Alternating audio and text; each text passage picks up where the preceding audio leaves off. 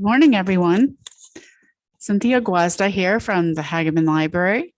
This morning, I'm going to share with you some new fiction we have that just was released in October, just this month. So I'm going to talk to you about some new adult fiction that you can borrow from the library.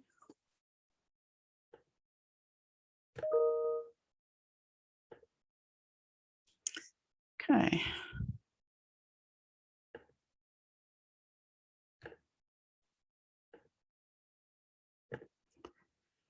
Okay. So new October reads for adult fiction.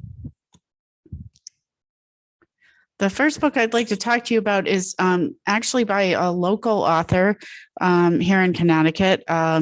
His name is Robert Conard. And this is book one. He has a series of 3 books. The Saga of Key, book 1, No Guard by Robert Conard. Key, a black dragon hatchling, is abducted along with his 5 green sisters by the evil sorcerer Ragnar. As the dragons grow, they're forced to do the bidding of the evil sorcerer.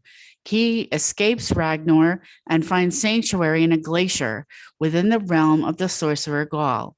The glacier is the only place that shields him from the power of Ragnar's turquoise pendant, which can destroy his 6 hearts.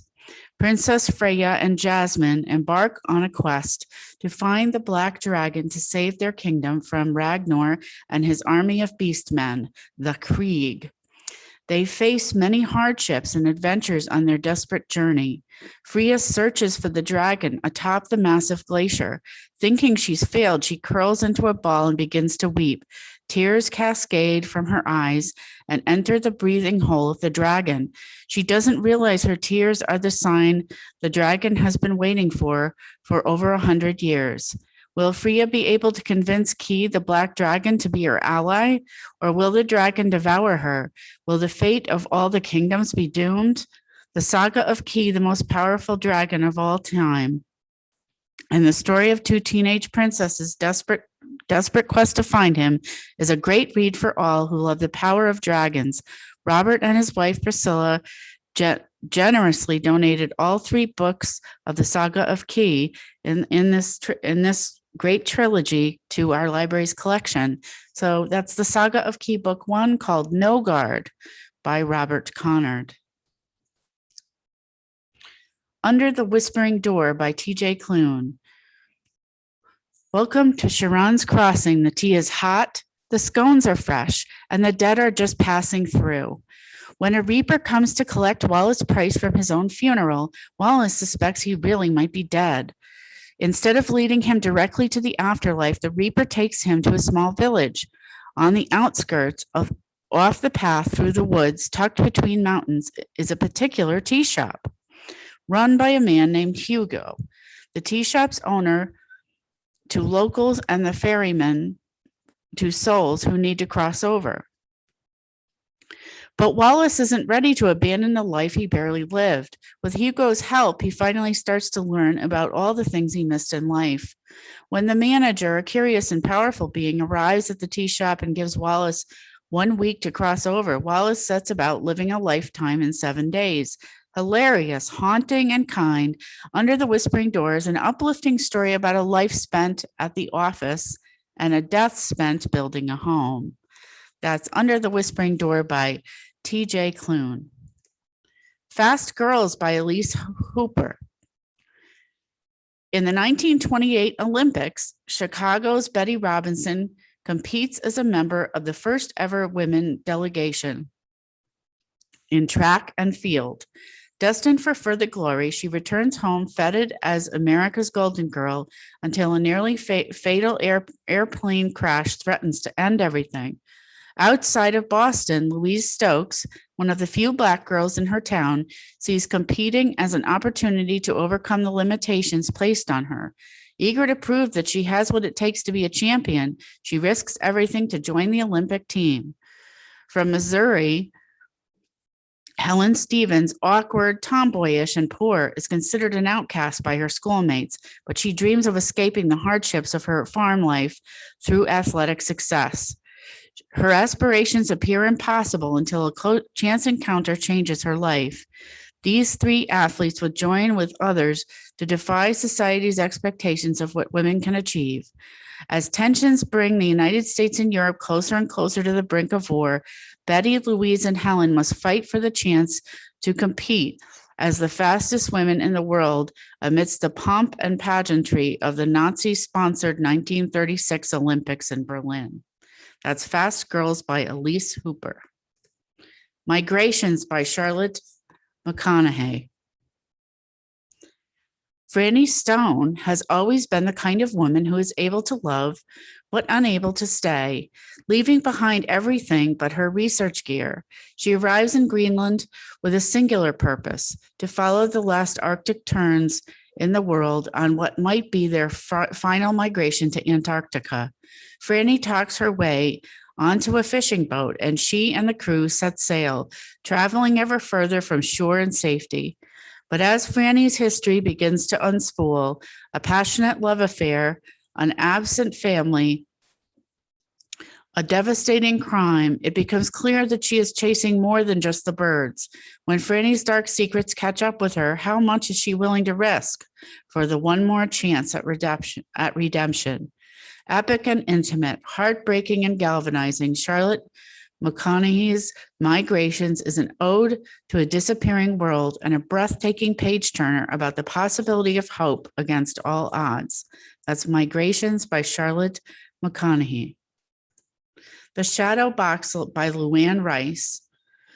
After artist Claire Baudry Chase is attacked and left for dead in her home on the Connecticut coast, she doesn't know who she can trust, but her well-connected husband, Griffin, who is running for governor, is her prime suspect. Just before the attack, Claire was preparing for an exhibit of her shadow boxes, one of which clearly accuses Griffin of a violent crime committed 25 years ago. If the public were to find out who her husband is, his political career would be over. Claire's certain her husband and his powerful supporters would kill her to stop the truth from getting out. When one of Claire's acquaintances is murdered, the authorities suspect the homicide is linked to the attack on Claire. As the dual investigations unfold, Claire must decide how much she's willing to lose to take down her husband and the corrupt group of elites who will do anything to protect Griffin's interests and their own. That's The Shadow Box by Luann Rice. The Herons Cry by Anne Cleves.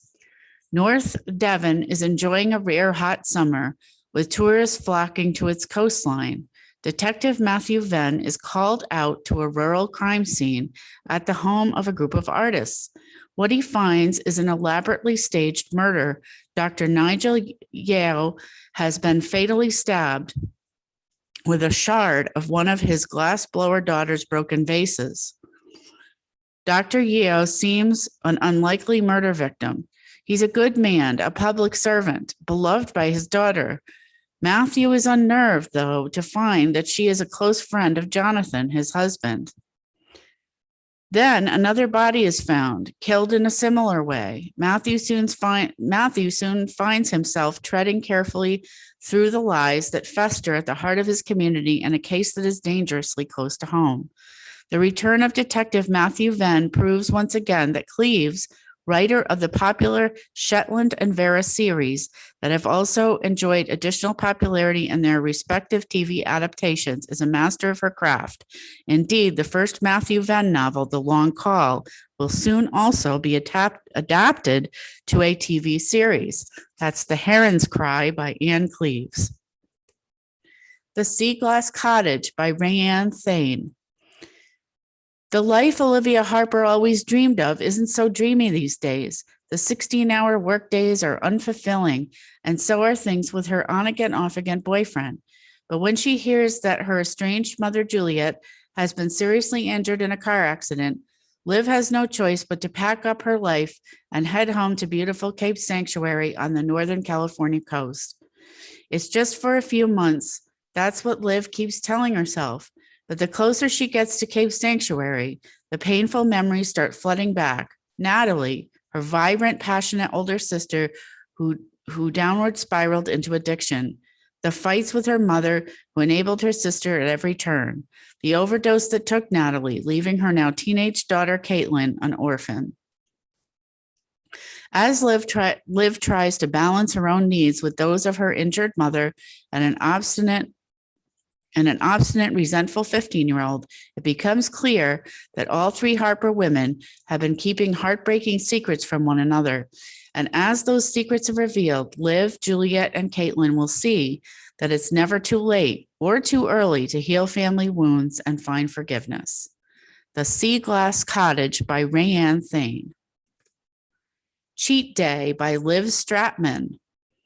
Kit and David were college sweethearts. Now married and in their 30s, they live in Kit's childhood home in Bay Ridge, Brooklyn. While David has a successful career jetting off on work trips to exciting destinations, Kit is stuck in a loop. She keeps quitting her job managing her sister's bakery to seek a more ambitious profession, but fear of failure always brings her back to Sweet Cheeks. Kit finds a fraught solace in cycling through fad diets, which David, in his efforts to be supportive, follows along with her. Their latest program is the Radiant Regimen, an intense cleanse, and Kit is optimistic about embarking on a new chapter of healthy eating and self-control. Hungry in more ways than one, she soon falls into a flirtation with a carpenter named Matt, who's building new shelves for the bakery kitchen. Unable to resist their mutual attraction, Kit and Matt soon begin a passionate affair. Kit suppresses her guilt by obsessing over her diet, pushing herself in greater extremes. Told in precise, intimate detail, Cheat Day is an incredibly likable novel of hungers controlled and liberated, and marriage's gray areas that explores monogamy versus monotony, deprivation versus indulgence, and limitations of modern wellness. That's Cheat Day by Liv Stratman. And that concludes our book talk for this month for October reads in adult fiction. I hope you've enjoyed my little presentation. And so please call the library 203-468-3890 to reserve these titles. You can also go on the library's website at www.hagaman, library.org, and click on My Account. You can sign into your account with your library card, and you can put reserves on titles from there as well. So I hope you've enjoyed our book talk, and happy October, everyone. And thank you very much for joining me this morning. Have a wonderful day.